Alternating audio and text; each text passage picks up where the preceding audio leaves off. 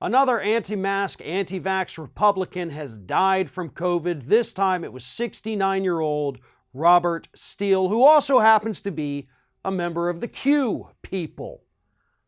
But this one's interesting. Usually when I talk about these stories, it's because the person had a change of heart on their deathbed. Oh, why didn't I get the vaccine? Why didn't I take care of myself? Not Mr. Steele. Oh no.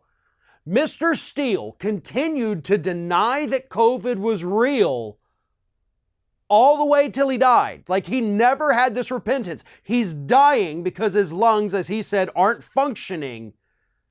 And he still straight up said COVID wasn't real. Let me read you. This is what he actually posted on social media on August 17th, almost 2 weeks before he died. Here it is. With love to all of you, I survived.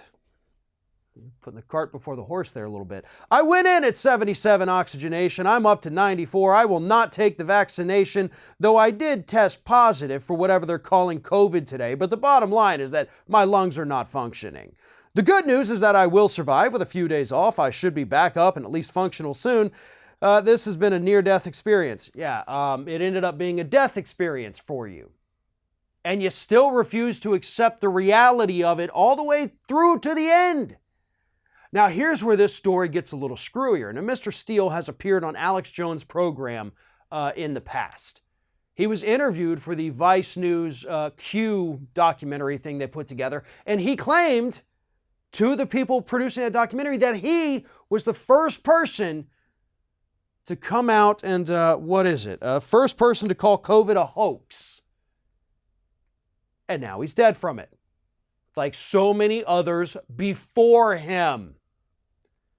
And again, it's about to get even weirder because his followers, those Q-tip people, they don't think he died of COVID. They're actively out there right now saying that he was not killed from COVID. He was murdered by the doctors to make Florida Governor Ron DeSantis look bad.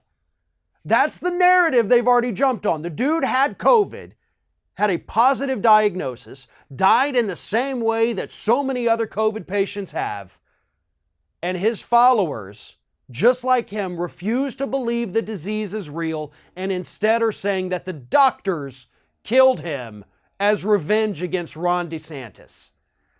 I often say in these segments, I take no joy in reporting these. I've said recently I've been running out of sympathy. I have no sympathy whatsoever for Mr. Steele. Like, there is not a single part of me that feels bad while I'm going through this story. Is that terrible? Does that make me a bad person because I feel like I should feel at least a little bad about him? But this guy and his followers still refuse to acknowledge reality, as reality was literally killing him. So how do you rationalize with these people? How do you talk to these people? I think at this point you don't. I think some of these people are too far gone down to that Q conspiracy hole that there is no redemption for them. Even when their own people are dropping dead from COVID, they still won't accept that reality when it smacks them in the face.